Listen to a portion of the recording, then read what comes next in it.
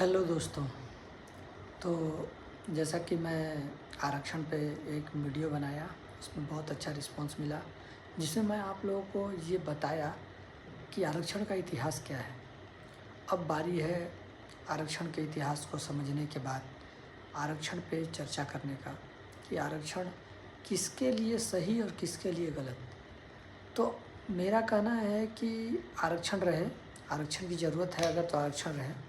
आरक्षण का आधार को आर्थिक रखा जाए और स्वास्थ्य में आरक्षण रखा जाए और शिक्षा में आरक्षण रखा जाए। अब बात आती है नौकरी की या बच्चों की। बच्चों में हमें कंपटीशन को बढ़ावा देना है। बच्चे अगर कंपटीशन को ख़त्म किया करा जाएगा बच्चों में, तो उन लोगों का मोरल डाउन होगा, वो किसी भी काम को अच्छे से नहीं कर पाएंगे। इसलिए बच्चों में आरक्षण को तो आने देना नहीं चाहिए, क्योंकि बच्चों को एग्ज़ाम देना है, नौकरी पाना है।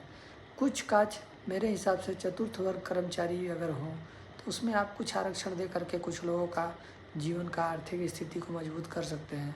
बहुत सारी योजनाएं हैं जो चला करके आर्थिक रूप से किसी भी जाति के लोगों को गरीबी से दूर किया जा सकता है। लेकिन अगर ये आरक्षण बच्चों के नौकरी के सवाल पे या जो कंपटीशन की तैयारी कर रहे हैं उनके साथ आएगी, तो ये बहुत ही दुर्भाग्य की बात है।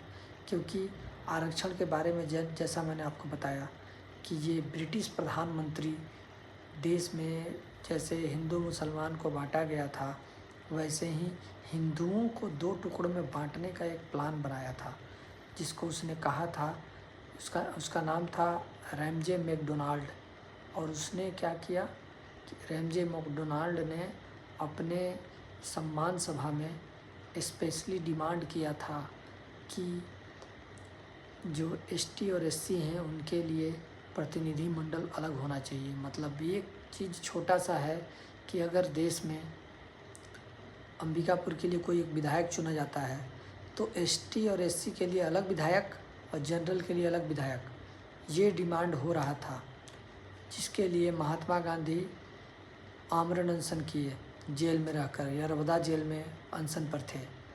तब महात्मा गांधी और भीमराव अंबेडकर जी के पास, चूँकि अंबेडकर जी रैमजे मैकडोनाल्ड के तरफ से संविधान को बना करके, और वो भी एसटी और एससी के लिए अलग से व्यवस्था मांग रहे थे, तो इसके लिए हुआ था।